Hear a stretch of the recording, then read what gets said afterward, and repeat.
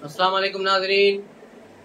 तमाम नाजरीन को behind the news with Abdul Jawad Soomro देखने वालों को पूरी दुनिया में जहाँ जहाँ प्रोग्राम देखा जाता है उन सबको ईद के दूसरे दिन की मुबारकबाद हो और अल्लाह तबारक ताला आप सबको ढेरों खुशियाँ नसीब फरमाए और हज़ारों ईदें नसीब फरमाए। तो शुरू करते हैं सियासी खबरें। सियासी खबरों में सबसे बड़ी खबर यही है कि शेख रशीद पिछले 2-3 दिनों से मैदान में निकले हुए हैं और इस वक्त तक लगभग 22 इंटरव्यूज़ दे चुके हैं और इन 22 इंटरव्यूज़ में उसने इमरान खान को फंसाने के लिए उसकी मंजी ठोकने का पूरा इंतज़ाम कर दिया है। शेख रशीद ने इनकी पीरनी के हवाले से भी कहा कि मुझे एक पेपर दिया गया था जो मैंने नहीं पढ़ा है, इसीलिए फिर मुझे दोबारा चिल्ला काटना पड़ा। तो ये सरासर एक झूठी कहानी वो सुना रहा है, क्योंकि जब इसका प्रोग्राम रिकॉर्ड किया जा रहा था, पहला इंटरव्यू यकीनन जियो के एंकर मुनीफ फारूक ने शायद इसका किया था, तो उस इंटरव्यू में जो इसने अगर वो पेपर नहीं पढ़ा था तो फिर वो इंटरव्यू नशर कैसे हुआ। वो चाहते इदारे वाले तो फिर इसको उठा के ले जाते और दोबारा चिल्ले में डाल देते, लेकिन ऐसा कुछ नहीं हुआ।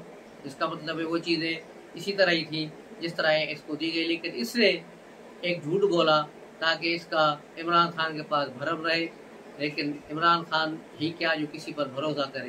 तो इमरान ने शेख रशीद पर कोई भरोसा नहीं किया और अच्छा ही किया, उससे दूर रहे, उसको टिकट भी नहीं दिया और इलेक्शन में बुरी तरह हार गए। उसके बाद शेख रशीद का लगभग कैरियर अपने इख्तिताम को पहुंच चुका है। अब वो खबरों में आ रहे हैं, पिछले कई दिनों से मुख्तलिफ टीवी चैनल्स को, मुख्तलिफ यूट्यूबर्स को इंटरव्यू दे रहे हैं, उसमें तरह तरह की बातें कर रहे हैं और 22 तकरीबन इंटरव्यू दे चुके हैं मंसूर अली खान समेत। तो अब ये इंटरव्यू का बस एक ही बात है कि किसी तरह भी इमरान खान ने मेरे साथ धोखा किया, इमरान खान ने मेरी ये पीठ नहीं थपथपाई और यूँ वो इमरान खान के खिलाफ बड़े मीठे अंदाज में बातें भी कर रहे हैं। दूसरी तरफ जेल हुकाम से मालूम हुआ है, जेल के ज़राए से मालूम हुआ है कि पिनकी पीरनी शदीद गर्मी में परेशान है, बीमार हो रही हैं, उनके पाँव भी सूज गए हैं और वो इमरान खान पर दबाव डाल रहे हैं किसी तरह भी मुझे बाहर निकालो। तो इमरान खान के वकला ने तो कहा था कि बस पिनकी पीरनी बस ईद से पहले बाहर होगी, लेकिन ऐसा कुछ नहीं हुआ। तो अब वो अंदर बड़ी परेशान और फ्रस्ट्रेटेड है और लोगों के साथ उसका लड़ाई झगड़िया मामूल बन गया है। Chief justice Lahore high court जो अचानक रियासत मुखालिफ बयान लेकर आए हैं, उसकी मैंने आपको थोड़ी झलक भी बताई थी कि उसकी वजह क्या है, दबे लफ्ज़ों में वो सारी बताई थी, लेकिन अब कहानी खुल गई है। उसकी वजह है थाना खन्ना में दाखिल एक FIR जिसका नंबर है 580/22, यानी 2022 का ये केस है, जिसमें चीफ जस्टिस की साहिबजादी ने दो बंदों को ठोक दिया था इस्लामाबाद एक्सप्रेस हाईवे पर, जहां दोनों की मौत वाक़ई हो गई थी। और उसके बाद उस वक्त क्योंकि चीफ जस्टिस नहीं थे, सिर्फ हाई कोर्ट के जज थे, लेकिन इन्होंने बड़े असर रसूख इस्तेमाल किए और अपनी बेटी को और उस गाड़ी में सवार दूसरे जज की बेटी को वहां से भगा के छुड़ाया और उसकी जगह पर गाड़ी भी बदल दी गई और दूसरी गाड़ी दिखाई गई और उस गाड़ी को वहां से निकाल कर वापस जज के सुपुर्दारी में दे दी गई। तो ये ड्रामा क्यों तख्लीक किया गया, जिसका बुनियादी मकसद ये था कि जज की बेटी का नाम ना आए, जज का नाम ना आए, और पूरा इन्होंने रियासती जोर लगाया पुलिस के थ्रू कि किसी तरह न हो। लेकिन इस्लामाबाद पुलिस की जवाबमर्दी है, उनको शाबाश देनी चाहिए कि उन्होंने इस केस के एविडेंस संभाल के रखे। इस केस के एविडेंस में साफ नज़र आ रहा है कि ये गाड़ी नहीं थी जो इस वक्त इस केस में डाली गई है, और जो वहाँ का इन्वेस्टिगेशन ऑफिसर है उसी ने उसी CCTV की एक USB बनाई और लाहौर हाई कोर्ट पहुँच गए और उन्होंने जाके रजिस्ट्रार से मुलाकात की। उन्होंने कहा कि आपकी ये जो गाड़ी खड़ी है, इस गाड़ी का एक्सीडेंट हुआ था। तो रजिस्ट्रार उस IA पे चढ़ गया और उसको पूरा दिन लाहौर हाई कोर्ट में हफ्स भेजा में रखा गया और रात 9 बजे जाकर उसको छोड़ा गया और कहा कि आइंदा अगर वो जजेस के खिलाफ कुछ करेंगे तो उनके खिलाफ सख्त एक्शन लेंगे। यहाँ तक धमकी दी गई कि तौहीन अदालत का भी केस चल सकता है। तो ये है वो कहानी जिसने हाई कोर्ट के साबिक चीफ जस्टिस को परेशान किया है, क्योंकि अब वो सुप्रीम कोर्ट के जज बन चुके हैं, लेकिन अभी उन्होंने वहाँ जाहिर नहीं किया। उससे पहले ही जुडिशल काउंसिल में उनके खिलाफ दरख्वास्त पहुँच गई है।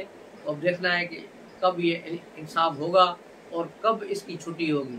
इस्लामाबाद के भी एक और जज जो प्रॉपर्टी बिल्डर्स के डीलर हैं, वो भी बड़े मचल रहे हैं रियासत के खिलाफ, क्योंकि उनके जराइम भी खुलकर सामने आ गए। तो जब जिसके जराइम खुलकर सामने आते हैं तो आखिर में वो शहीद होने के लिए चाहता है कि यूथ है उसको उठाए ताकि वो इसे बच सके, प्रेशर आ सके गवर्नमेंट पर, रियासत पर। लेकिन ऐसा कुछ भी नहीं होगा। और ये जो जजों के रूप में काले भेड़िए छुपे हुए हैं, इनको बिल्कुल इसी तरह सज़ा मिलनी चाहिए, उसी जराइम की सज़ा मिलनी चाहिए जो ये कर रहे हैं। इन सब की फाइलें खुलनी चाहिए। ये कोई फरिश्ते नहीं, तो इनको बिल्कुल उसी तरह इनके साथ भी ट्रीट किया जाए और इनको इन मराद से भी महरूम किया जाए जो इनको रिटायरमेंट के बाद मिलती हैं। जिस तरह पहले 2 जज फारिग हो चुके हैं रिज़ाइन देकर, एक को डिसमिस किया गया, एक फारिग हो गया खुद ही, और अब ये 2 जज है। लगता है ऐसे कि ये इन दोनों की भी कुर्बानी नज़दीक होने जा रही है। उसके अलावा पीटीआई में बड़ी अब जंग छिड़ गई है।